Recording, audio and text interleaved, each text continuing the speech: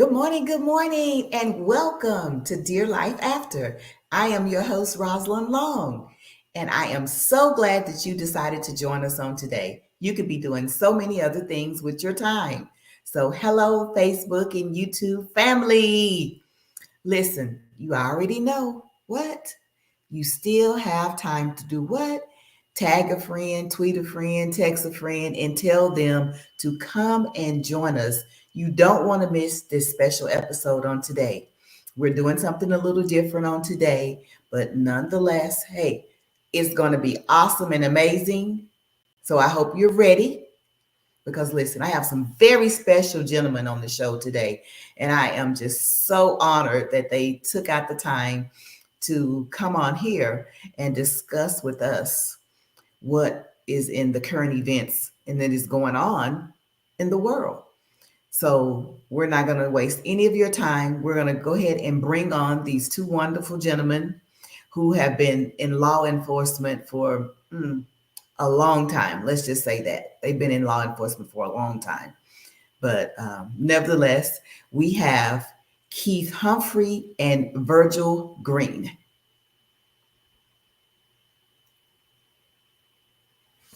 Good morning, gentlemen. Good morning. Hey, good morning. How Good you morning, doing? How are you this morning? I am awesome. I am awesome on this beautiful Saturday. So listen, I know that we keep hearing, we keep seeing all the video, the footage of the tragic death, or should I say, the tragic murder of Sonia Massey. Um, I know for me, as just a regular citizen, I'm sure I look at it a little different than you guys do, being in law enforcement. So let's just kind of talk about how these things, what are we going to do about all of this? Well, thank you for having us on, Rosalind. You know, Virgil and I talk about this constantly. I don't know. The foundation is there for improvement. We have since the George Floyd incident. Well before then, there was talking, and we talk about 2015 when President Obama convened the committee, 21st Century Policing Committee, and it laid out a platform that police officers and law enforcement agencies could follow in order to improve the relationships, especially between communities of color and law enforcement. One of those things that was covered was wellness, not just the physical part, but the emotional part of it. Mm-hmm. And so the one thing that we can't determine completely, we can't determine what a person's heart and soul is thinking. And so I don't know, we'll never be able to detect that.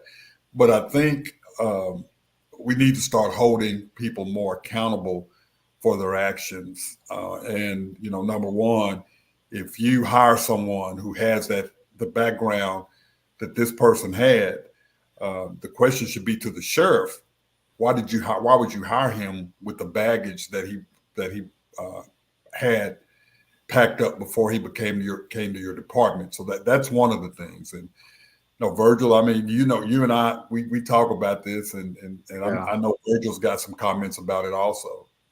Yeah, Rosalind, definitely thank you for allowing us to come on your podcast this morning.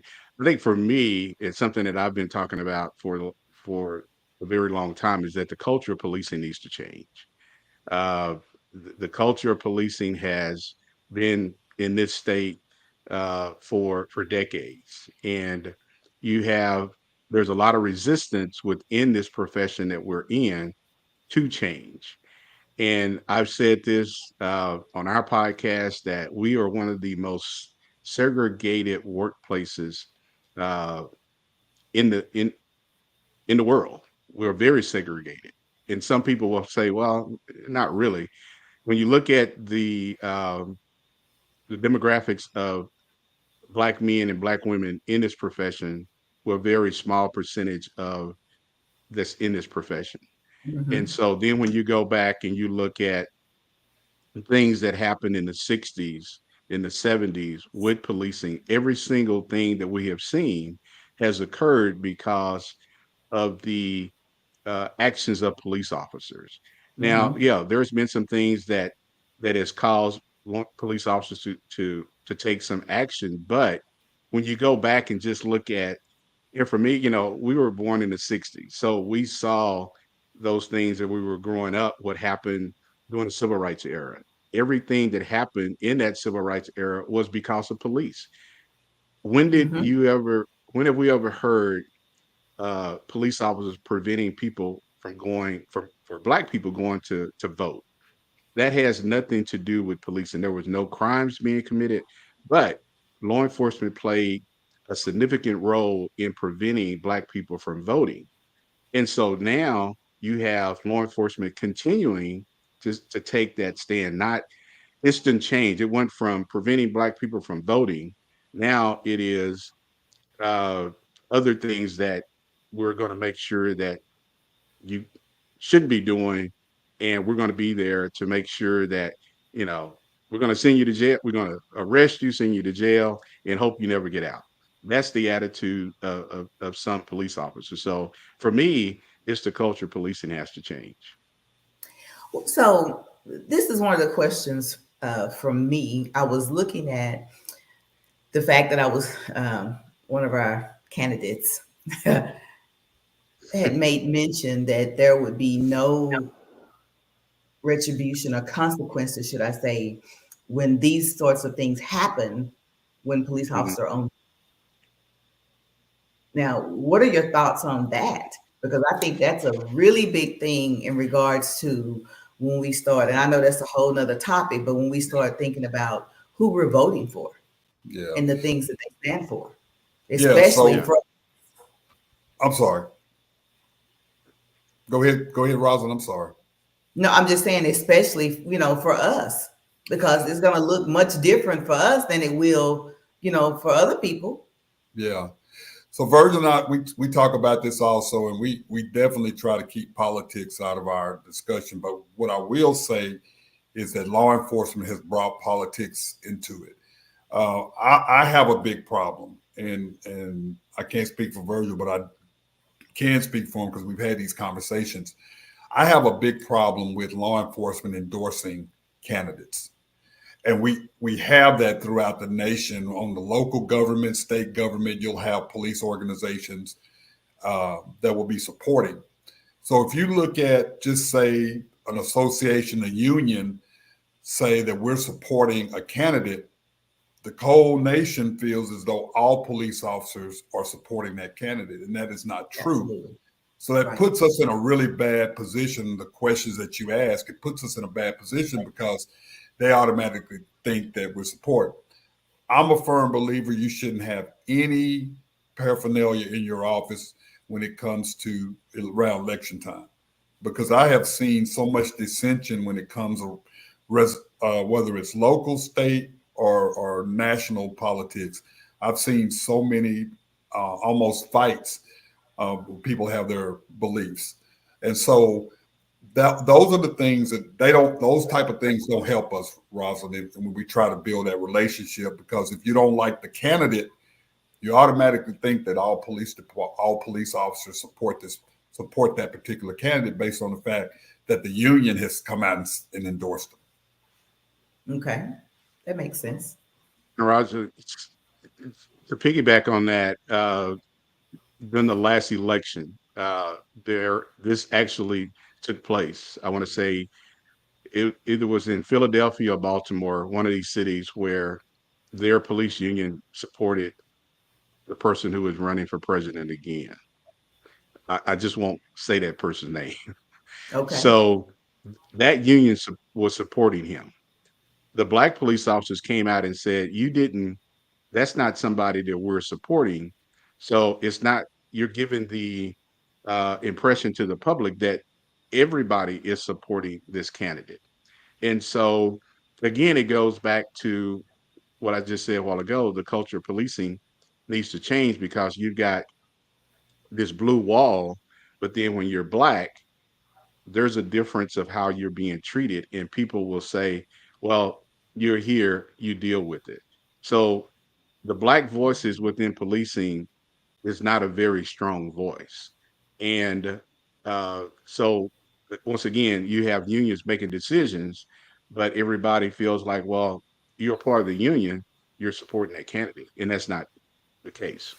And Rosalind, we believe in the representation of unions, because there is a need for those. I mean, we wouldn't have Right. some of the equipment, the finances and things like that if we did not. And I believe in due process and things like that. But we shouldn't be endorsing candidates. You got to keep, we've always talked church and state should not Mm-hmm. go hand in hand. I feel the same thing with law enforcement because it does bring so much dissension, especially during this time. It does in Absolutely. law enforcement agencies. It brings so much dissension, and we've got to put some laws on the books. I believe that prevents unions bargaining. Represent units who represent employees for endorsing candidates because everybody Absolutely. doesn't feel that. Everybody doesn't feel that strongly about a candidate. That one particular Right. candidate. Absolutely. They completely out So of it. So when we talk about the Sonia Massey incident, and I'm just thinking about how on the incident we saw that they were in her home, and they asked her, they made mention to her about the pot on the stove and things like that, and but then the pot on the stove became the issue, so to speak, that as if the officer was afraid that she was going to do something to him with the boiling water or whatever. I mean, what do you think could have been, what could have been, how could this have been handled differently so this lady wouldn't have lost her life? What could But have we, been handled differently yeah, for them not going inside of her home? That's the there first was, thing that should have been yeah, handled differently. There was no there was no reason reason for them to for go them. inside our home. No, no. So Wow. they were called there because she said that she heard somebody outside of her home, like a prowler. So you see there's probably at least 6 different clips that have been put out to the public about, you see the first one, they're walking around the house, checking, an outside shed or something. Then they make contact with her, tell her, hey, we didn't see anybody. Uh, then it goes to whose car, the car in the driveway. Now there's a focus on the window that's busted out in the car in the driveway. Then they go inside of her home. Now they're asking her for her ID. Well, why are you asking her for her ID? You ask her for a name. There was uh, very quickly, Rosalind, you can tell that she was not really all there. There was something going on with her, and Absolutely. so, but these officers did not pick up on that, and so they went into the same attitude that a lot of white cops have when they go into black people's homes, that they're going to take control of that situation. And so now you're asking her what her name is, you're asking her for an ID, and then all of a sudden you see that there's something boiling on the stove, and she goes to remove it, and then she, for whatever reason, said, I rebuke you in the name of Jesus. And she repeats it again. And this officer immediately pulls out his weapon, points it at her, and she drops to the floor and says, I'm sorry. But you got to go back to when they first made contact with her. She mentioned, please don't hurt me.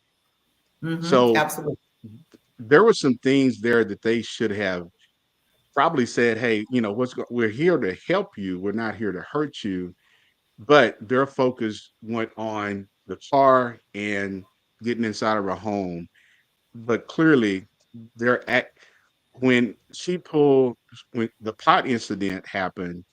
Clearly, that officer, when he pulled out his weapon, and he said that that he was going to shoot her in her face. He used some other words, but said he was going to shoot her in her face and Mhm. kill her. And that's exactly what he did. Absolutely. Absolutely. And there were clearly some, probably some mental uh, issues going on there. And what is there formal training for officers in regards to being able to possibly recognize things in those situations? So Very there's no, little. and that's one of the things that Virgil and I talk about. We talk about standards. There is training. We call it CIT, crisis intervention training. Um, there's a minimal number of hours that uh, police departments, as far as in recruits, there's a minimum number because you have so many other things to go over. But there's a minimal number of hours that the state requires you to do. But those departments can add more to it, and it's basically you're not mental health experts, but it's able to provide you enough training where you recognize someone that's in crisis to where you can know, okay, what further steps do we need to take? Do we need to do an emergency detention? Do we need to get someone over here to watch them, get more information, get in contact with the doctor? So it causes you to be aware. There is training that goes above that and beyond it. Not a lot of people have it, but anyway, there is. And so, but when you have that tunnel vision and you're focused on, I got to get in this house, I've got to run this person, I've got to see if they've got a warrant. I'm not going to leave this place without somebody going to jail. When you're in that mindset, common sense is out the door. And so Okay. that's what we see here. There was no reason for them to go inside the house. Um, they could have handled everything, got her name. Virgil, how many times have we been on calls and in those type of situations? A person comes to the door, they give us their names. Hey, ma'am, everything okay? Yeah. Okay, we're just checking on you, and you leave. Uh, there was no reason to go inside the house, but it was So, obviously, and right off the bat, Roslyn, when you go in, you saw mhm. there was something there. I mean, you saw the stacks and stacks of stuff, clothing The house and was a little. stuff like The that. house So was in a there was disarray. a clue that something was wrong. so so if I called and I said, hey, 911, non-emergency, whatever I called, I'm thinking there's a burglary. You come to my house as the police.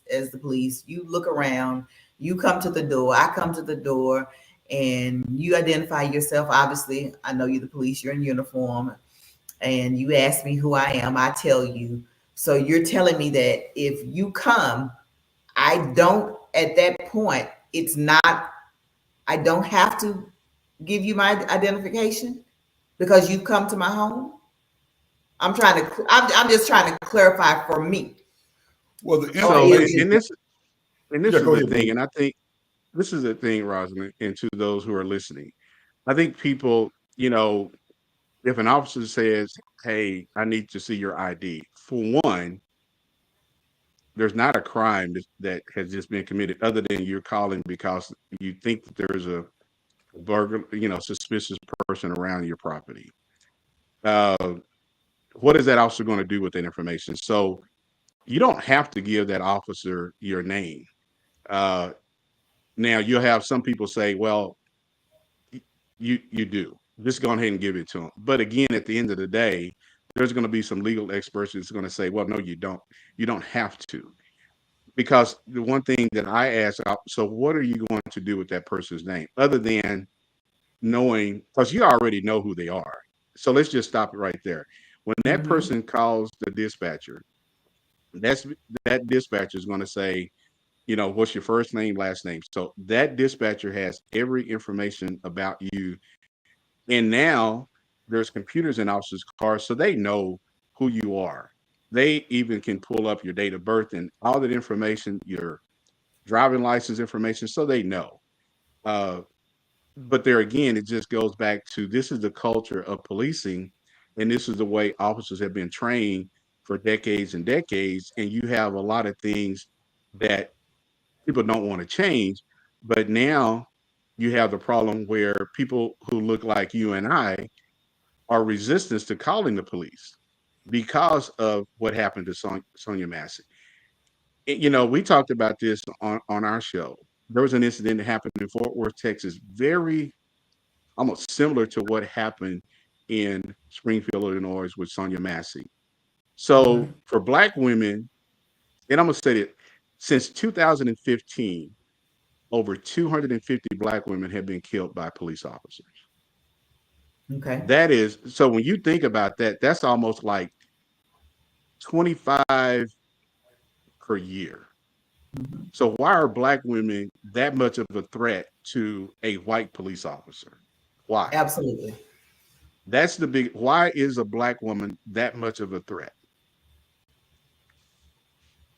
That's an awesome question because I mean I'm not a little girl or woman, but I mean I don't have the strength that a man does, you know, and obviously as a man and even as a police officer, there are other ways that you could subdue me without having to shoot me.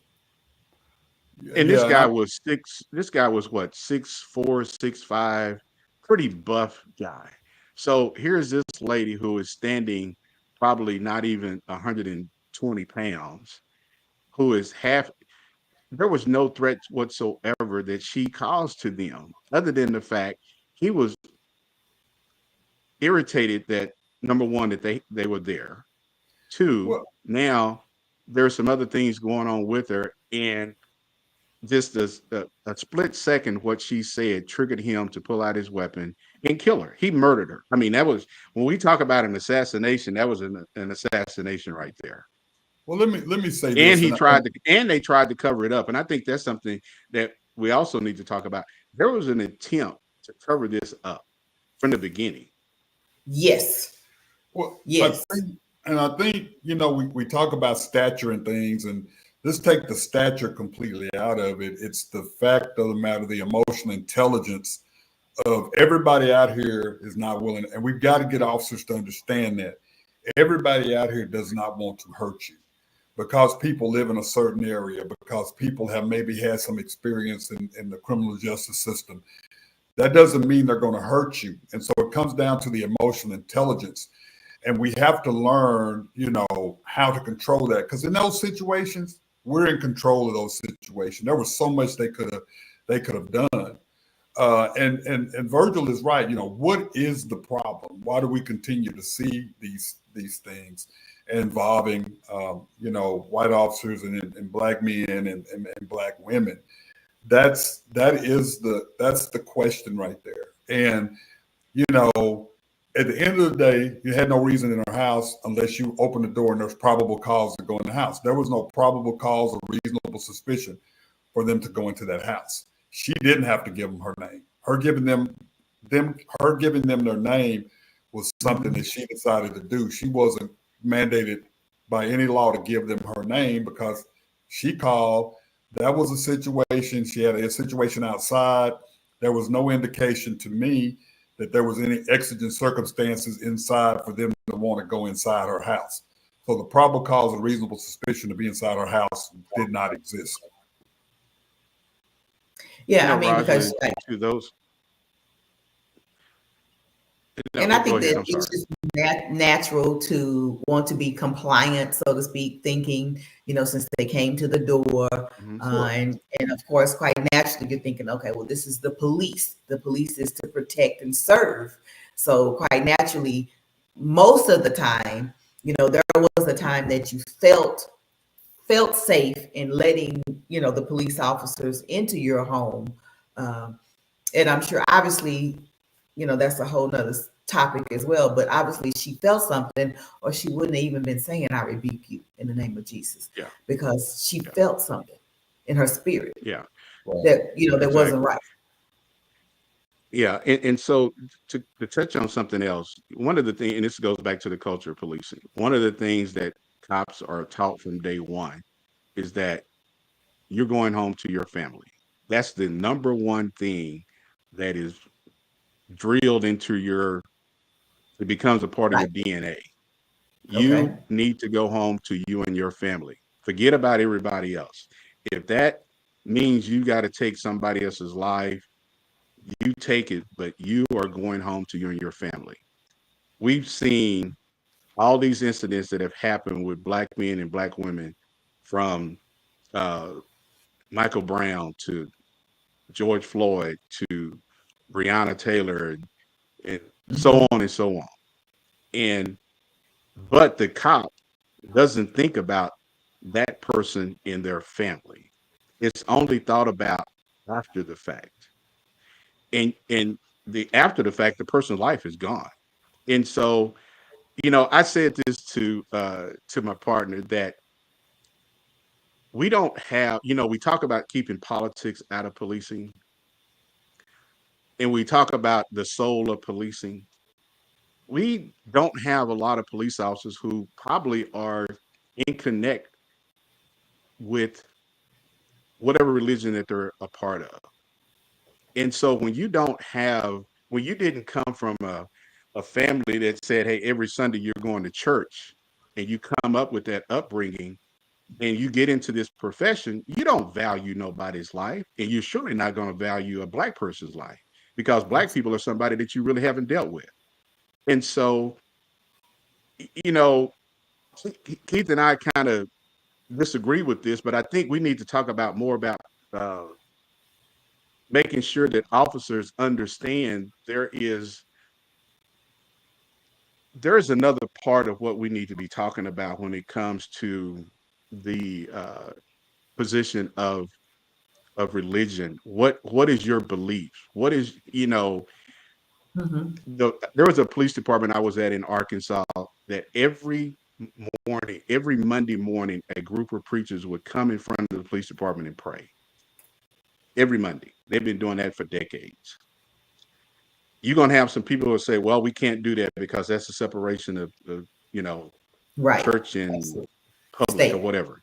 Uh-huh. State. That's not good. But if you don't get up and because when you go to church, you have a different mindset about life and things that's going on around you. When you don't, you just don't care. And I think that's the piece that's missing, and that's another part of the culture of policing that has to change. Well, Virgil, I'm going to say this to Roslyn and the audience. There's so many opportunities because a lot of police departments in the nation now have chaplain programs, and everyone has that freedom to go and talk to those chaplains. To the point that a lot of police departments are even bringing in chaplains from multiple other denominations. So you don't just have Baptists. I mean, some have rabbis and Mm-hmm. and things like that. So you can talk. But I will say this: I don't even think it's a religious thing. I think it's a form of not. I think it's a form of dehumanization. I think that there are some officers who just don't see certain people as human. And the fact of the matter is, Virgil is correct, is absolutely correct. There is that, mindset. I'm gonna go home at the end of the day, and I don't have a problem with that as much as I have a problem with the fact that by any means necessary. I'm going to go home at the end of the day by any means necessary because we realize this is a very, very dangerous job that we chose to be a part of. We chose to be a part of this profession. And so we understand that there's that understanding that we might go to work that day and not come home, but everybody's not going to pose a threat to us. And it's the emotional intelligence part of it. We have to stop dehumanizing. And the dehumanization in this situation came while inside the home, and even further was a problem afterwards. Because think about it, we've been focusing on providing medical assistance. So now this lady's been shot. The partner says, I'm gonna go get my first aid, and this guy says, oh, it's a headshot, don't worry about it. Okay, that's number one. Well, number one, the first one, it was when she was shot. He told her he was going to shoot her in the face. And he did. That's number one. Number two, not providing medical attention, not even going over to see if she had a pulse or anything. And then number three was when they got outside, he's referring to her as the B word. And so those are three dehumanizing areas in this situation. And so, it comes down to the fact of, dude, what was so bad that you had to shoot her? Because Roslyn, we've been teaching de-escalation tactics. And de-escalation tactics focus on cover and concealment. Okay? It focuses on cover and concealment to the point of distance is our friend. So we talk about they had that distance. They had that cover and concealment. as a matter of fact, what they should have done, one of those officers should have had a taser, which is less lethal, and be able to utilize that less lethal manner than the lethal form. So there's so many other things. There's so many things I think we need to be following in this situation. But it comes down to the fact of, are we being dehumanized? You know, does it mean that if we live in a certain position, in a certain location, you talk a certain way, you look a certain way, are you being dehumanized by law enforcement? And that's the question, because I can give you all the training, but if you don't have the emotional intelligence to understand where your level of intelligence is on the day that you clock in for work, that's the problem. We know officers that look to shoot people. They want to get they join the police department because they want to run and gun and shoot. That's what they do. They run to. So we know officers like that, black or Wow. white officers. That's what they. Yeah. So That is really sad. But I guess, part of that would be, so for me, say for instance, I understand the dehumanization. I do. But what about the part of it when we start thinking about, are there, okay, so as the police officers, at sometimes, some officers were previous military, some officers were As this guy and, had was. different backgrounds, so then we start thinking about PTSD and things that trigger people, and, what kind of screening is actually done on police officers to possibly know the mindset of these white policemen, because then you have these white policemen that have this mindset, and then you go and put them in our damn communities. Well, one of the things, Rosalind, to those who are listening, when we talk about, there's not a national standard that every police department is supposed to follow. Every state does everything different. Every municipality, a county agency may do something different than a municipality does. So that's the number one problem when I go back to the culture of policing.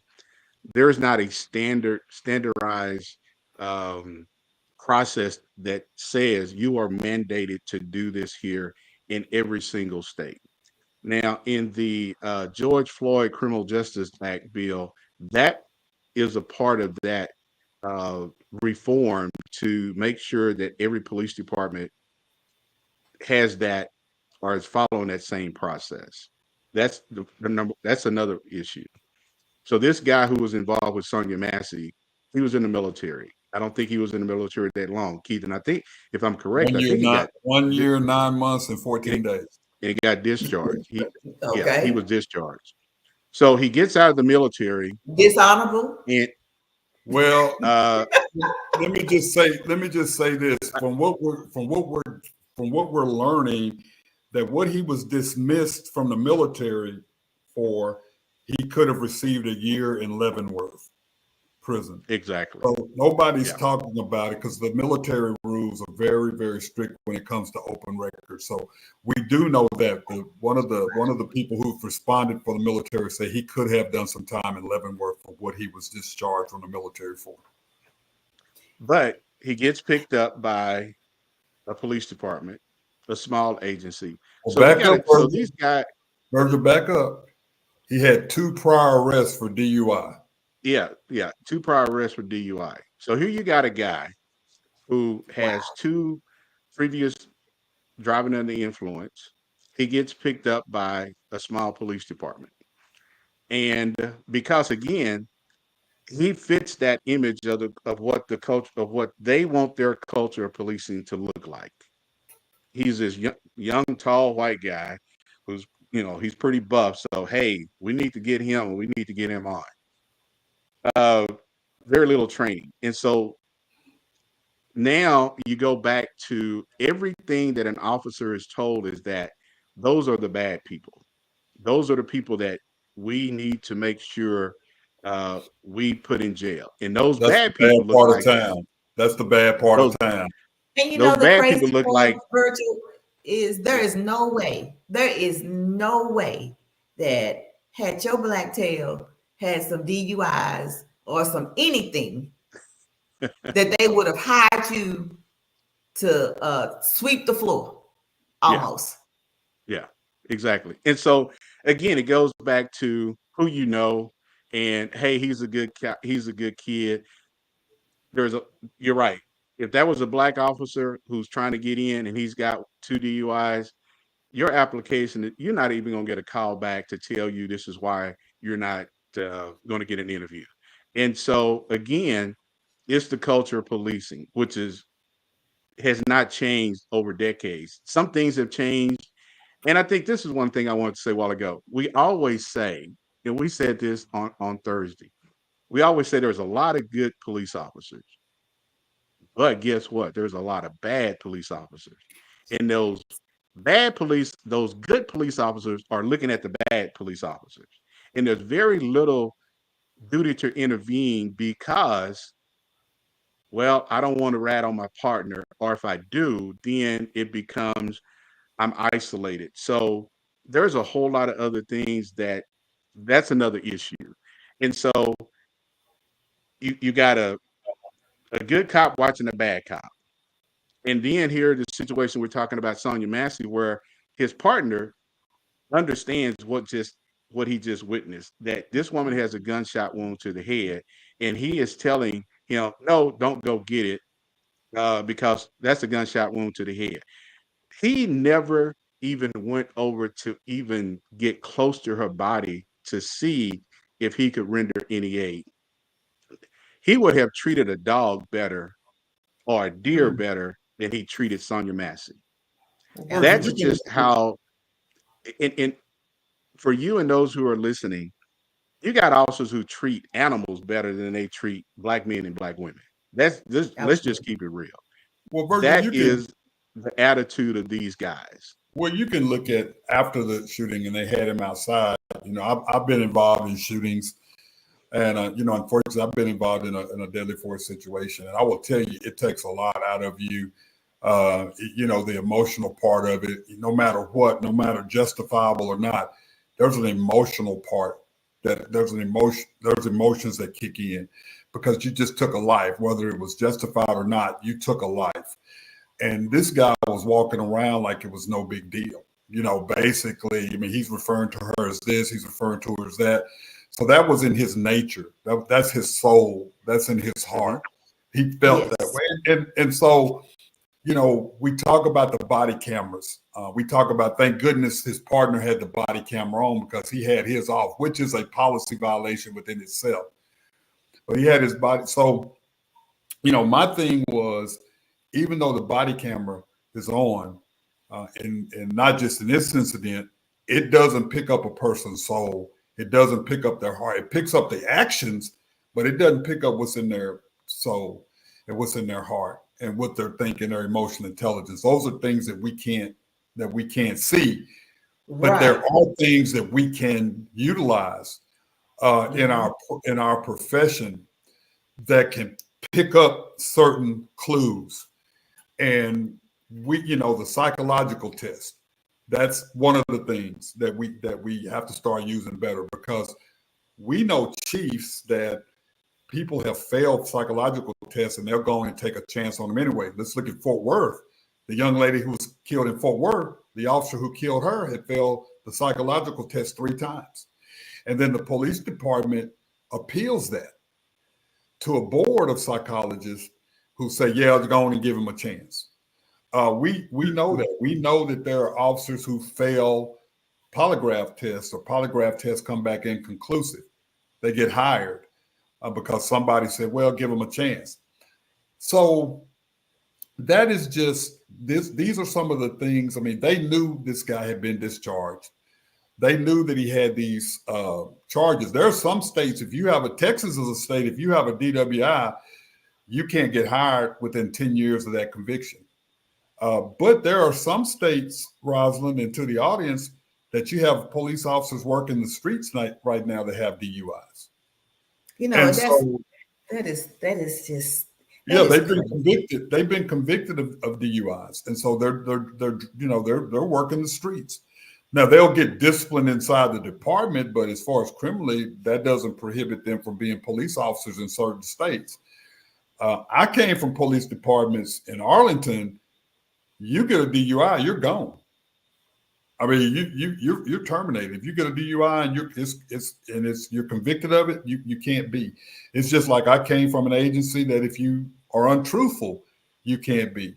I was the chief of an agency that had over 40 officers that had been that had untruthfulness complaints sustained against them, and they were still police. And so these are the things that we're dealing with in our profession. But this is a prime example of it's just like Derek Chauvin. Derek Chauvin had 18 to 20 complaints against him over his career, and he was still a police officer. Matter of fact, Derek Chauvin was training officers. He was a training officer. Now, So that's almost a joke. But one of the things that I noticed when at all the footage and everything, the partner had on his body cam, but yet the man who did the shooting did not. right, Initially, he didn't. Yeah. After the shooting, he turns it on. right. Yeah. Yeah. And so once again, it kind of goes back. This was a sheriff department. Their policies may be different from a municipal police department. One of the things on this deal with Sonia Massey, he's walking outside. There's not a lot of people not a lot of these other officers are really saying that much to him. But I go back to what I mentioned earlier. They tried to cover this up. Somebody called the hospital and said that this was a self-inflicted gunshot wound. So the hospital is going off of what the police officers are telling them. So why would somebody, and that is fact, that's not just something that, that's what the hospital told the family, that we were told that it was a self-inflicted gunshot wound.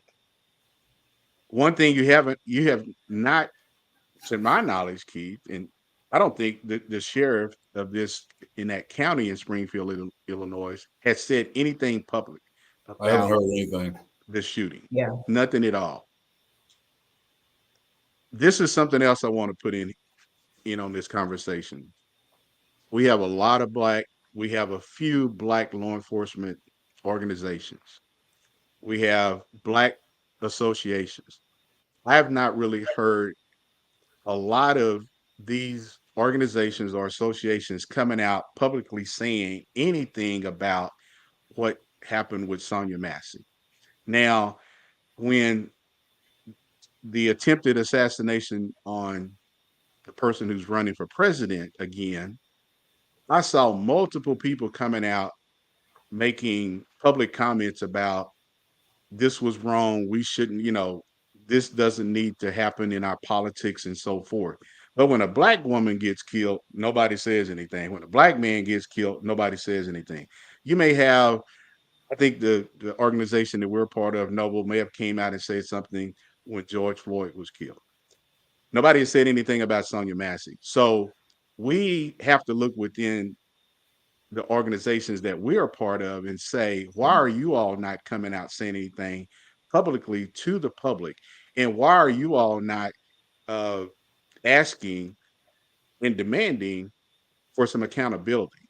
Because at the end of the day, it kind of goes back to the culture of policing. We're quiet about some things, but then we're not quiet about other things. So that's another issue. But the whole issue about them trying to cover her death up is a concern. And the fact that her 17-year-old son had to find out how his mother was killed. Her father learned from his brother through the brother reading something in the newspaper or something online that this was actually an officer involved shooting. Right. So when you have so many uh, intentional things that this agency was doing to cover this up, and you wonder, okay, well, is DOJ going to get involved with this? But it goes back to if if these guys could have covered that up, we wouldn't be talking about it, not to this Absolutely. extent. Absolutely. But and so that brings to my mind when we start talking about the low percentage of, African American officers. And so we have our young black men and black women. So then how do we make them feel okay, so to speak, with wanting to be in that profession, to want to help try to make a change? Knowing yourself at your age and you've been in law enforcement for 30 plus years, both of you guys. So what would you say to a young black man or black woman now, to want them, because obviously we need more black officers as well to try to make a difference, as well as the organizations that we are associated with, in making sure that they are standing up, speaking out, and things like that. Well, the first thing, Rosalind, is that you have to, it's like anything, you have to admit your mistakes. And just let me talk about this. Virgil and I belong to to an international police chiefs association. And a few years ago at the conference, right after, I forgot which death it was, the outgoing president of that organization, stood up in front of the entire profession, pretty much, and said that there has been an injustice to communities of color by law enforcement, and he apologized that we need to do better. So this is a white man that apologized for all of law enforcement. He was pretty much ostracized for that. And so Where people got up and turned their people backs and got up walked out of there. and turned their backs on him and got up and walked out because They he said, was "You don't telling the speak for truth. us." Yeah, you don't speak for us. Wow. So what we have to do is we have to utilize those moments, and we have to talk about the things that we do, and we talk about the history. One of the things that I required from my those officers who are going through the academy, that um, every officer in the academy and every trainer in the academy had to watch the movie Selma and the documentary 13. So when you provide that information of why there's a disconnect between communities of color and law enforcement, you get people to understand and what they can do to help.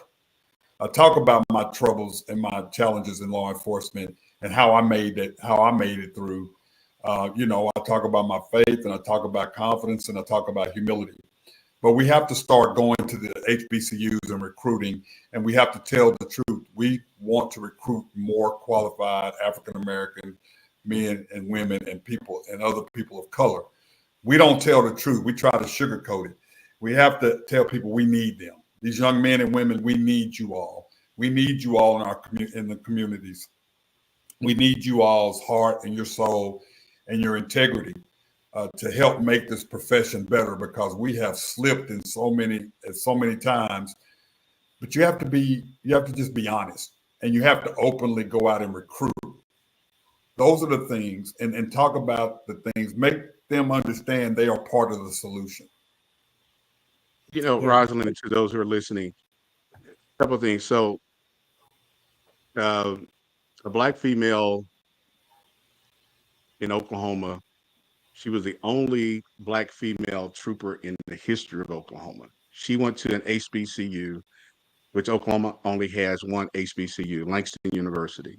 She was a Mm-hmm. student at Langston University.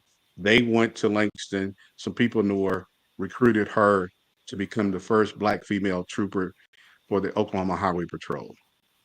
For the next 20 something odd years, there was never another recruitment of another black female to join the Oklahoma Highway Patrol. Never. Now there was white women that were recruited and that went through and became a trooper, but not a black female. Not even one even attempted to go through that process. That's an issue. Mm. Keith and I, Keith was the first black police chief in the history of Norman, Oklahoma. Norman was a sundown town. I'll let him speak on that a little bit more. Yeah. I, where I am now, I'm the first black police chief in the history of this city, an all white city. So, are there opportunities that are given to us? Yes. But when you look at the makeup of the departments that you're coming into, you don't see a lot of people who look like me and Keith. And so Right. to try to talk to young men and women to get them into this profession, knowing the dangers of this, it's a dangerous profession, but it's a profession that you can help people if that's the mindset that you have. You'll Yes. have some people who will say, I'd rather go work for the Secret Service or work for the federal government as an FBI agent or as an analysis, something else other, because I just don't want to deal, I just don't like what I see. So it goes back to how do we change that? And when you don't have people who look like me and Chief Humphrey in these departments, it's not going to change. It's going to continue to be that same standard good old boy system. Uh, and that's why you don't see a lot of black men and women getting in this profession. Now, down south and, you know, Alabama, Georgia, you're going to see a lot more of us because there's a lot more of us who live in those states. You go to a state like Atlanta, Birmingham. Atlanta, yeah. You Yeah. go to a state like South Dakota, you're not going to see no brothers and sisters in South Dakota or North Dakota. You're not, No. and so you go to Oklahoma, you're not going to see a whole lot of blacks. There's blacks in Oklahoma, but you're not going to see an abundance of them. You're not going to see a group of 20 black cops together because at one time, me and Keith were what we were the in the whole state of Oklahoma. There was only 5 black police chiefs, and now I'm in a state where there's only 2 black police chiefs in the whole state of Minnesota. And you And think that, about that. and that's because we catch so much grief. And we and Virgil and I talked about it. I really believe there's a playbook out there that's utilized nationwide to damage the reputation of black police executives. We can give you 10 names right now that have been, including myself, that have been chastised, that have been, families been threatened, trying to ruin reputation, and things like that. We've got peers, black peers that have been fired for no reason at all. Their names have been dragged through the mud. So it's very difficult for an African American chief, male or female. And I had a white supervisor tell me a few years ago, right after the George Floyd situation. He told me that it's a very difficult. And I said, well, after 8 hours, you can go home and you can be, you'd be a regular person. I said, I've lived this way for over 50 some years, and it's difficult for me every day as a black police chief and a black man. So, you can't compare what you're going through 8 hours a day to what I've gone through all my life and continue to go through.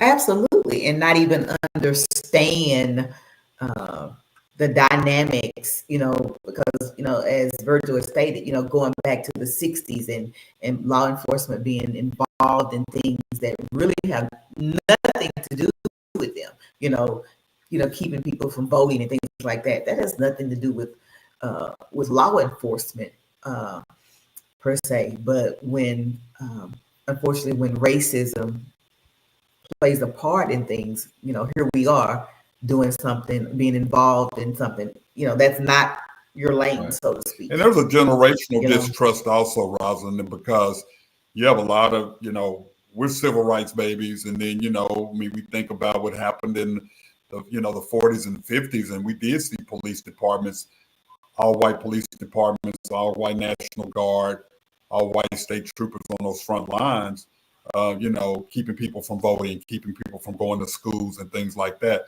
So you have, that's that generational resistance, because people just don't trust law enforcement, and we continue to do things to make them distrust us more, even more.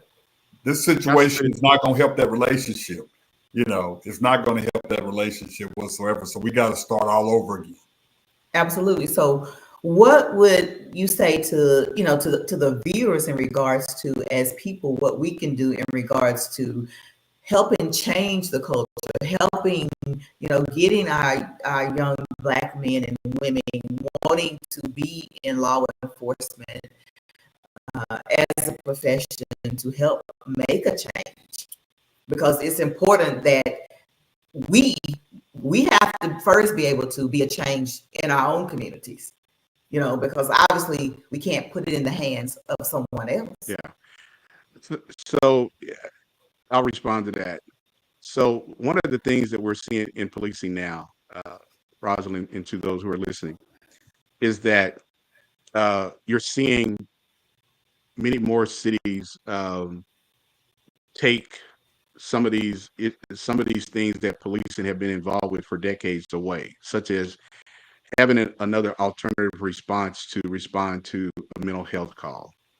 Uh, there's been some resistance to that, and now all of a sudden, law enforcement is saying, "Well, okay, that just means we don't have to deal with that. Let somebody else deal with it." Uh, then on the other side, you have the public is demanding that law enforcement changes from what we've seen over the past several decades, especially with how the many Black men and Black women have been killed. Um, and so I think it is upon people who look like you and I to get involved in local government, your city council, uh, and asking questions about what is going on with this police department. If there is a problem with this police department, what are you all doing to change it? And that's the first step. And it's getting involved with your local government. And there's a lot of cities who have police citizens academies. To me, that's just a way for some of these officers to show the public this is the type of work that we have to deal with. And now the public is going to say, oh, well, now I see why you all are so stressed out. I see why you have the attitudes that you have. Because now it's them being drilled into them that we got to chase these bad people with guns, and we don't know this and we don't know that. And so then these people become much more advocates for the police officers to say, well, when they do go out and kill somebody or seriously injure somebody, it wasn't their fault. It was a person who should have listened to the police. And so, again, I think it's a lot of people really need to get more involved with their local government, city council, and ask those questions because there's two things. Form, you have a strong mayor form of government where the mayor runs the city. Then you have a city manager form of government where the city manager runs the city. Mhm. The city manager does not really have to tell the city council or the mayor what he or she is doing because that's the way that that city operates. So who controls the city manager? Well, the city council does. But if you have a city council that's not strong, that's weak, they're not going to stand up and demand these changes. And so that's why there's a lot of dysfunction within local government that starts at the top with the elected officials or non-elected officials that works its way down to the police departments.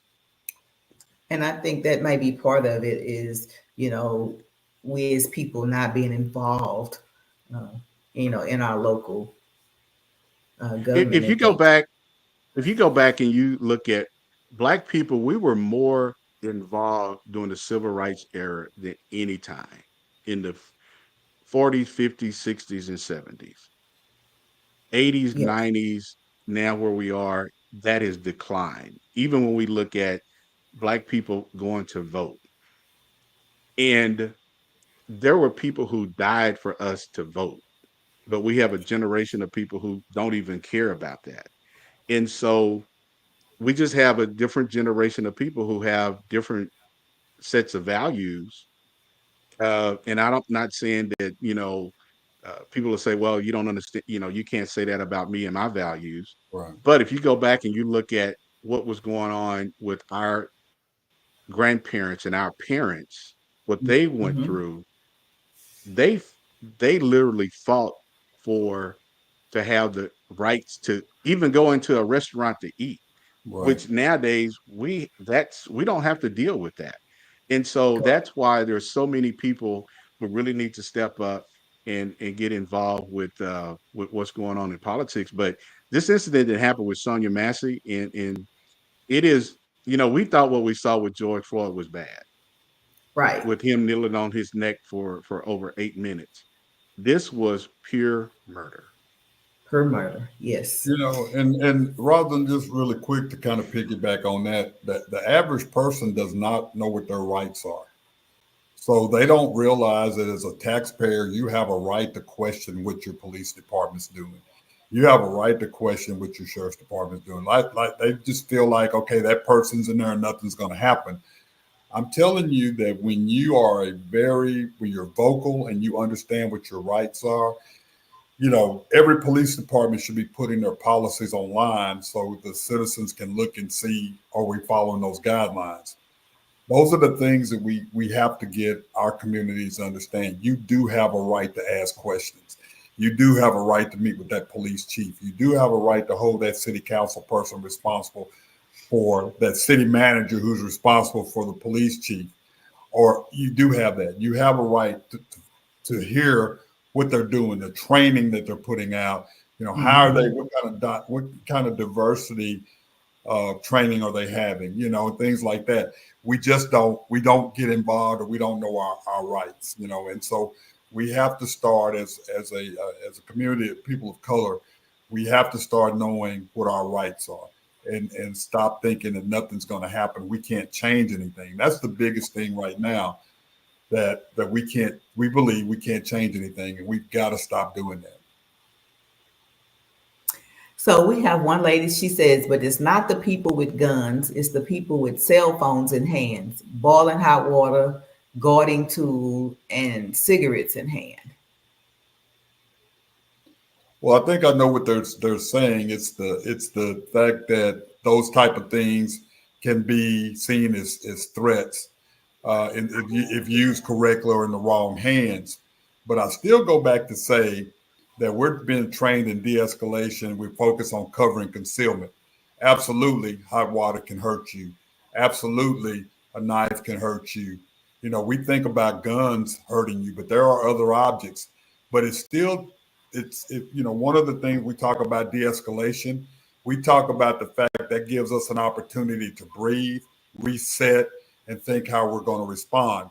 There was plenty of opportunities for de-escalation, plenty of opportunities for covering concealment, um, opportunity for that officer to say, well, ma'am, I'll take that pot off the stove for you. I just feel better if you let me do that. I think Mhm. those are things that could have been done. Yeah, there are things. If he would have gotten close to her or whatever, could that hot water have hurt him? I'm going to say, yeah, that's a possibility. But he wasn't close to her.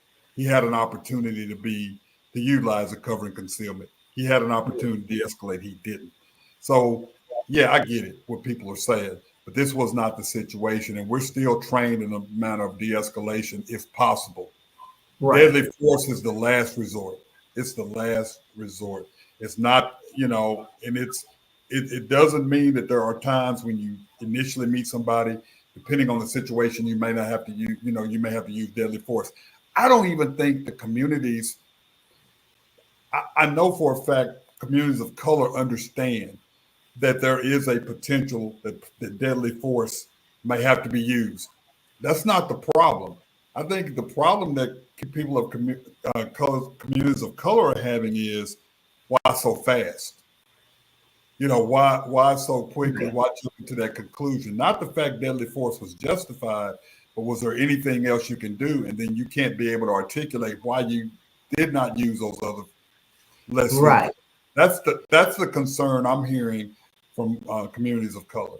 Right. So One of the Tammy Joe says, what level of formal training do Leos receive on identifying mental health patients, particularly those that are it's in a crisis? it's a joke, and I was going to respond to her question. It is an absolute joke because the state mandates once again, we go back to there's no standard. Every state Okay. is different. The state of Oklahoma says you may have no, I don't think it's no more than 6 hours or 8 hours in a year for mental health training. Well, As Keith Virgil, they're mentioned, doing the some agencies have their own, they have a higher standard, but some only require maybe 2 hours a year for right. mental health training. Two Well, hours a year. there's an initial training that might be anywhere from 24 to 40 hours. It just depends. But on, like he said, on an annual basis, it's 2 to 4 hours mandate. Oh Well, wow. and Keith, and this is another thing, even on the initial training, you have some agencies, they're not bringing in mental health professions on those type of trainings.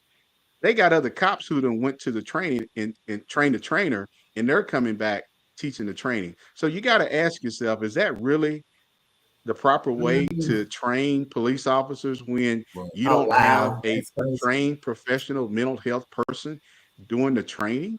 So again, you got some states who say if you get 2 hours of a year, you're good. That's a big problem. And then somebody else asked the question. I think somebody said Oklahoma, something else. Well, Oklahoma isn't the only state because there's a whole lot of the states that have very little minimum required mental health training for police officers on a continued basis. Somebody else made a comment that I saw that popped up about diversity training. Once again, another joke because it goes back to, hey, I'm in this class because I was told that I need to get these hours, and I'm gonna sit in there and okay, what did you gain from it? You got your 4 hours of diversity training. It's not going to change it because it's not in your heart. So you got Absolutely. agencies who are doing things to just checking the box versus doing some real things to make people really think about number one, is this a profession that I want to be in? Because this is a profession that everybody thinks they can be a cop, but then once they get in the door and they get out there, they see a whole nother world. So I go back to one of the things that Keith mentioned about showing the Selma. You need to put some things in front of, which is the majority of people that are coming in the door are white males. If Hmm. you've never been around black people, you don't know the black culture of black people. So when a black person, you walk up to a car and a black person says, why does so and so that you pull me over? Now that guy may have just been pulled over by two or three other agencies. So now he's pretty pissed off. So he gets an attitude with you. Now you cop a bigger attitude, and it's like now you got to get out the car. Now we're gonna do X, Y, and Z, and you escalate the situation versus trying to understand why does this guy have this attitude. And Again, there, we just go back to there's just an issue. There's a concern with the soul of officers because Hmm. they don't want to understand people like me and you, and they'll say, well, they're just like animals. They're animals. Yeah, yeah, and that's the sad part because it is the soul uh, of the the, people. You know, the initial one contact, lady. the initial contact is what's important because the initial contact, the way you approach someone, is going to sometimes set the tone for how that situation is going to go. And so if you walk up to somebody with a bad, why are you speeding? Why are you driving like that? What's wrong with you? That in itself is going to be a turnoff, and it can set the tone on how this contact is Yes, going to, it can. and absolutely. and so yeah, Virgil and I have this conversation, all the time. It's the dehumanization and the lack of emotional intelligence.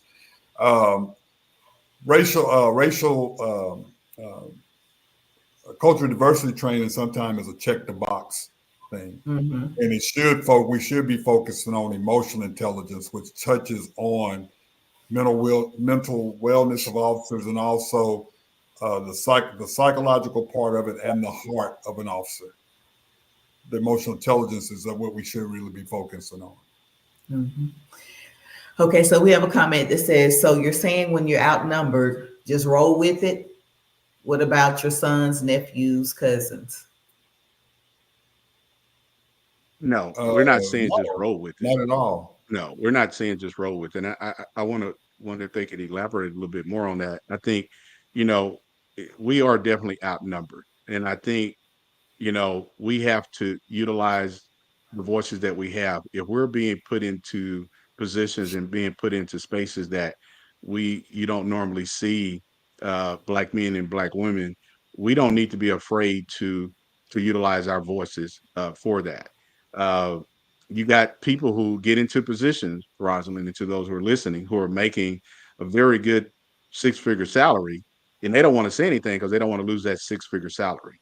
At the end of the Hmm. day, what does that say about you as an individual person? Are you standing up for what's right? Are you not going to say anything because you don't want to lose that very good six-figure salary?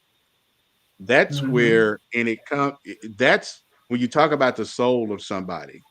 We're also talking about the soul of black people in this profession. Don't stand on the sidelines and be quiet when your department is there's issues within your department, but you don't want to say anything because you got that six-figure salary. Are you Absolutely. afraid that you're going to have to go up against the unions? You got to stand up for what's right. And Or at you the end of got the day, if you weekends lose off, that day shift. yeah, if at the end of the day, if you lose that six-figure salary, I would rather do that and know that you know, there's a lot of people that's going to respect me a whole lot more for standing up, saying and doing the right thing than for me just standing on the sideline saying nothing. But that's the part of your faith kicking in as well in regards to doing that, because then you know that, hey, okay, if I'm doing this, if I'm standing up, what I'm saying, I'm doing the right thing because I believe. So you know that you're covered because you know who you ultimately believe in, and that's God. Hmm. Whereas for some people, Yeah. that's not the case. I Dr. like this Londa question said, that this person just asked. Yeah. okay, you can go ahead with it. I don't have to read it then. Yeah. So I will tell Yeah. you in the So, cities, I will tell you in the cities that I've been chief, I've gotten a lot of support from the African American ministers, to the point that when I was in my last city before now, uh, the African American faith based community came out in droves to support me, 1,000%, and talked about the history of that organization and why they were so resistant to change because of the history. So I've had very positive relationships with the African American, the black clergy in the cities where I've worked. yeah, and I can And say that, the same thing. And I think, this is another thing that we also need that doesn't happen. You have agencies who don't reach out to the black clergy because once again, it kind of goes back. Well, we've never done this before, so you got to get to know the people in your community.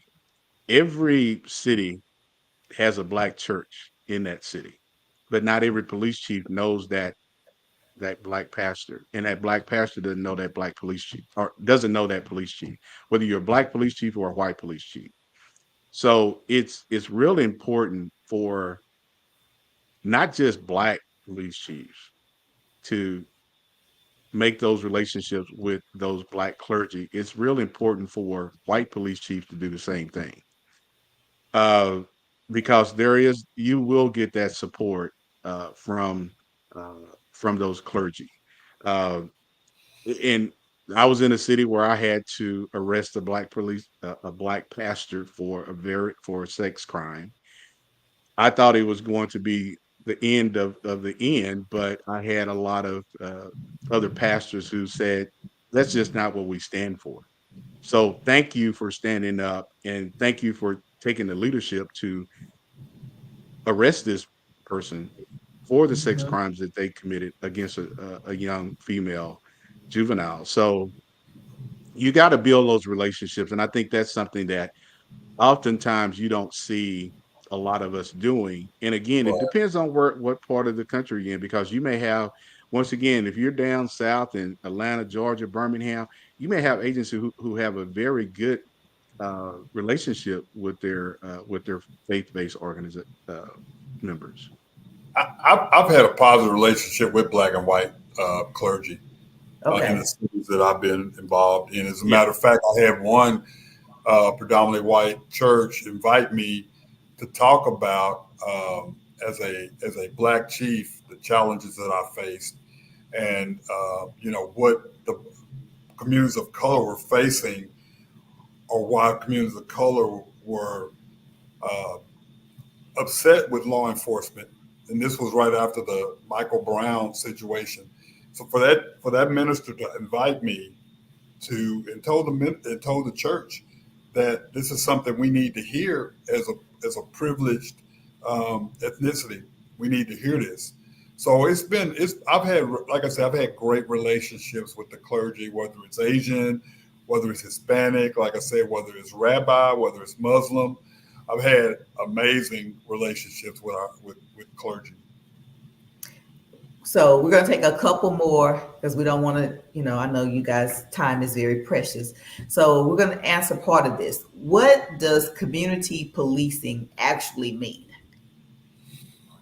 So it's a partnership.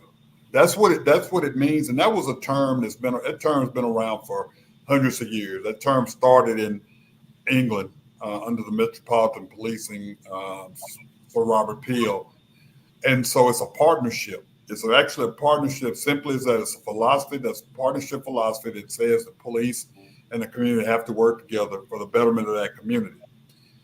But that's been something that's been pushed to the side because of 21st century policing.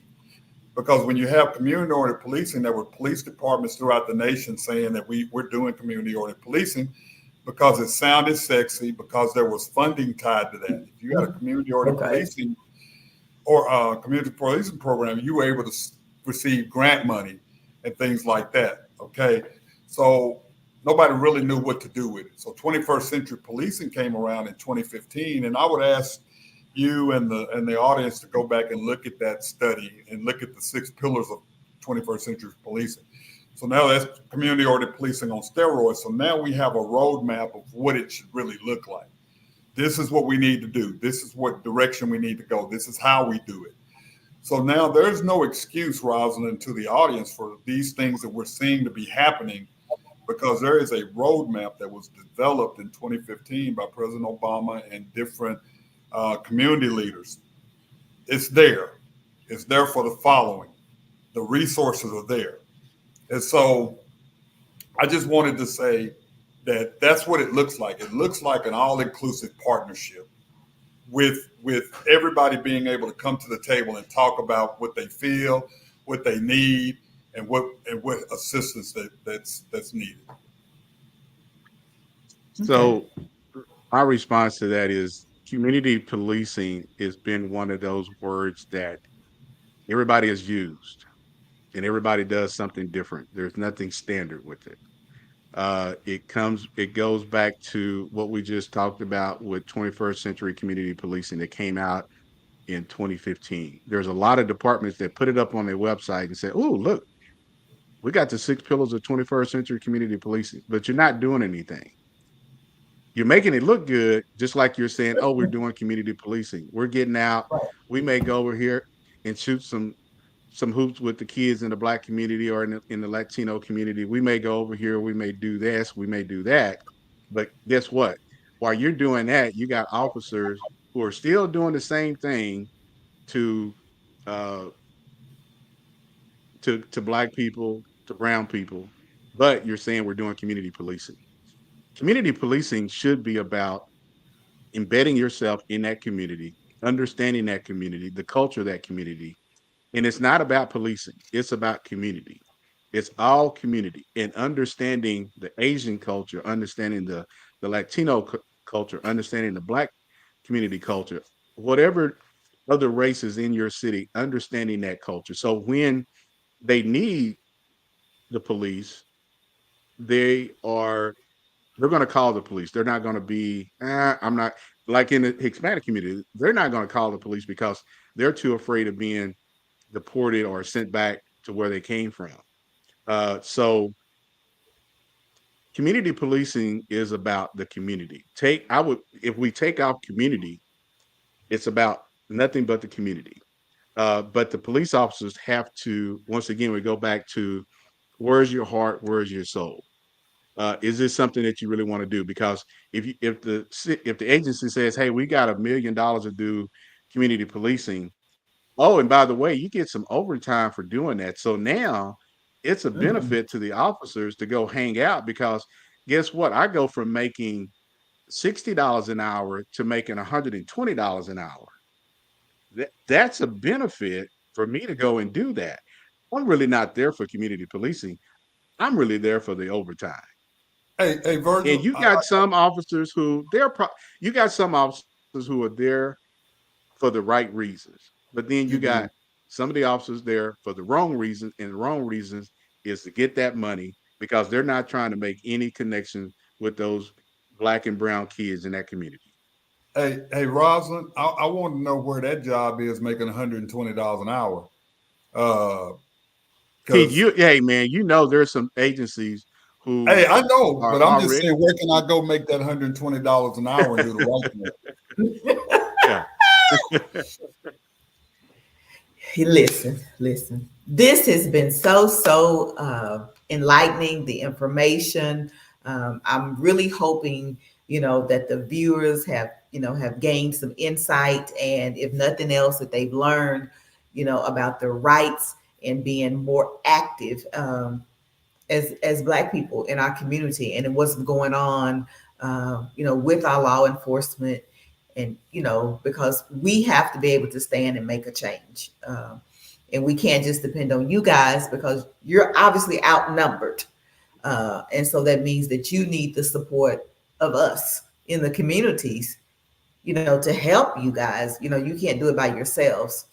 Uh, Mhm. and my prayer is that that the officers that are hired, that we know where their heart and their soul is, and that they have a heart and a soul, for everyone. We know that we're going to always encounter some people who are not going to have that situation.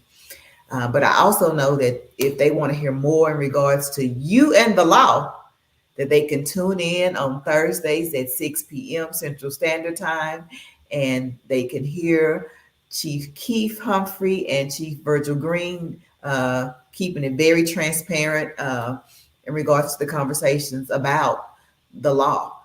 They're on all the platforms, so you can catch them on YouTube, Facebook, Apple, all of those lovely things. If you want to hear some more from these wonderful gentlemen that took the time out of their Saturday to share it with us and give us their insight and what they have dealt with and what they're dealing with still in today's society, in law enforcement and in life, and just being a Black man, period. Again, thank you so much for joining us. I appreciate your time. I know you didn't have to, Right. so I really do appreciate you If I taking out could say the time. something real quick. Absolutely. If I could say real quick, it's You and the Law podcast show. So I think people, if you don't put in You and the Law podcast show in your searches, you may not find us. So it's You and the Law podcast show. We have a website which is www.youandthelawpodcastshow.com. That's www.youandthelawpodcastshow.com.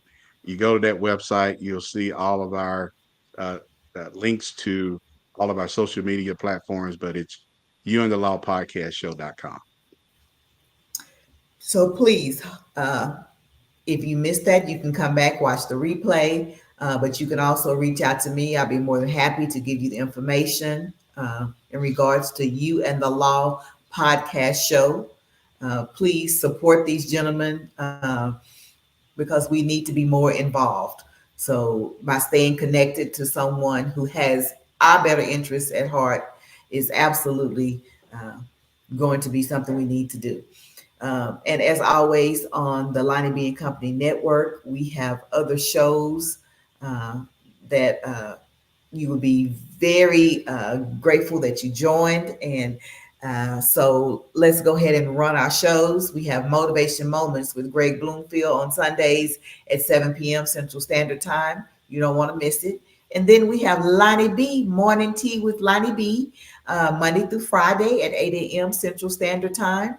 You don't want to miss that, starting off with the word. And then on Thursdays, we have Motivation Moments Multivitamin with Greg Bloomfield at 7 p.m. Central Standard Time. And then every third Friday, we have Time of Refreshing at 8 a.m. Central Standard Time with Manny Cush. You don't want to miss that. And then we have ARM, Africa Restoration Movement, every second and fourth Friday at 8 a.m. with Manny Cush. You don't want to miss it. We come on Wednesdays, Word on Wednesday Bible Study, 7:30 p.m. with Victorious Victory International Church. You don't want to miss the word. Then we have the Mrs. Conference, virtual conference on Saturday, August the 24th with Dr. Amanda Randolph. You don't want to miss this amazing guest. And you don't want to miss the Refine Conference featured by OM on August the 24th with Pastor uh, Thad Randolph as well. So those are some things. And of course, you don't want to miss none other than myself, Roslyn Long, with Dear Life After on Saturdays live at 11 a.m. Central Standard Time. Please follow me on Facebook, YouTube. I thank you all for your support. And as always, make it a great day on purpose. Thank you. Thank you.